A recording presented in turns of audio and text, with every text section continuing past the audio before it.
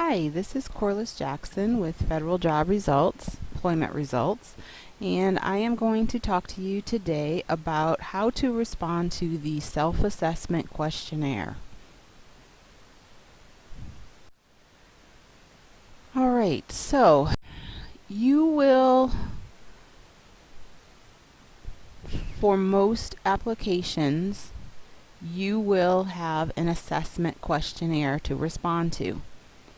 It generally consists of anywhere from 5 to maybe 150 questions, usually somewhere between 40 and 60, but could be fewer, could be more. And this is called a self-assessment questionnaire because you are responding to that questionnaire in your own way, meaning you are self-assessing your skills. Now, most vacancy announcements will have some kind of ability to preview these assessment questionnaires or these questions. And generally they will be in the USA Jobs announcement toward the bottom or toward the end, and there will be some kind of labeling that will say to preview questions, click here, or to preview the assessment questionnaire, follow this link. And they will actually take you to a series of questions, and you can go through one by one and see what assessment questions they will ask you when you actually apply to the job. Now, if there are a significant number of questions that you cannot answer in a positive manner, meaning at the highest level, because that's what the HR folks are looking for, you probably do not want to apply to that particular job. But let's take a look at an example. This is a question about solving problems. And generally you will see some kind of pattern where you will have somewhere around 5 responses. And sometimes they will say check all that apply. Sometimes they will say just check one. And what they're looking for here is for you to answer at the very highest level. Here's how this works. If you answer A to this particular question, I have no education, no training, no experience, they will give you 0 points. If you answer B, C, or D, they will give you some points but not the maximum value. If you answer E, they will give you the maximum value for that particular question. Now, you and I will not know what value they are providing, point value they are giving us for each of these responses, A, B, C, D, E. But you know that it's going to be somewhere between 0 and maximum. And your goal is to get the maximum number of points.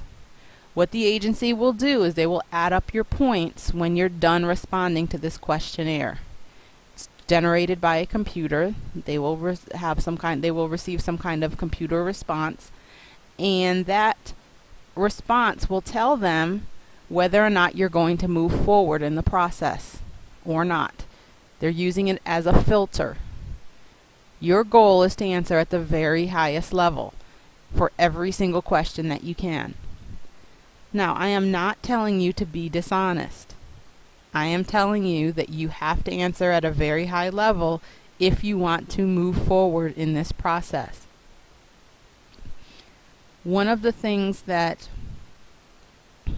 people will ask me all the time is, well, Corliss, what if, I'm being very honest about this? Will I move forward? I can't answer that question because I don't know how the HR folks have programmed the particular computer system for this specific vacancy announcement. What I can tell you is that you do have to answer at the very highest level for the majority of your responses.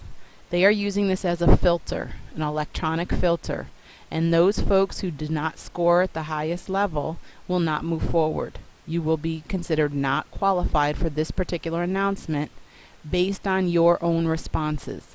So you are actually deciding whether or not you will move forward or not. And what I like to tell people is to err on the side of giving yourself more credit. Be more liberal. Why? Because if they don't like what they see in your resume, I promise you they will consider you not qualified. But give them the opportunity to at least read through your material to see if you're going to be a good candidate for them or not. Give yourself the opportunity. The best way to do that is by answering at the very highest level for the majority of questions that you can. Okay, now, if you look in the assessment questionnaire questions and you see some information in some of those questions that is true for you, things you've done, but they're not in your resume, it is your responsibility to go back to your resume and add that information to your resume. That way, the assessment questionnaire responses that you provide and your resume will be very close. They'll be hand in hand. They'll match.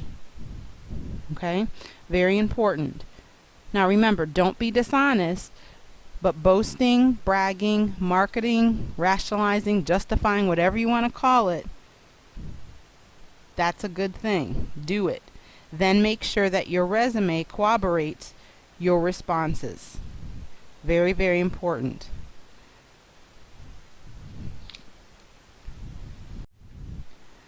For more information on how to crack the code to the federal hiring process, you can visit us on the web or give us a call at 844-433-3562. That's 844-4FED-JOB. Thank you.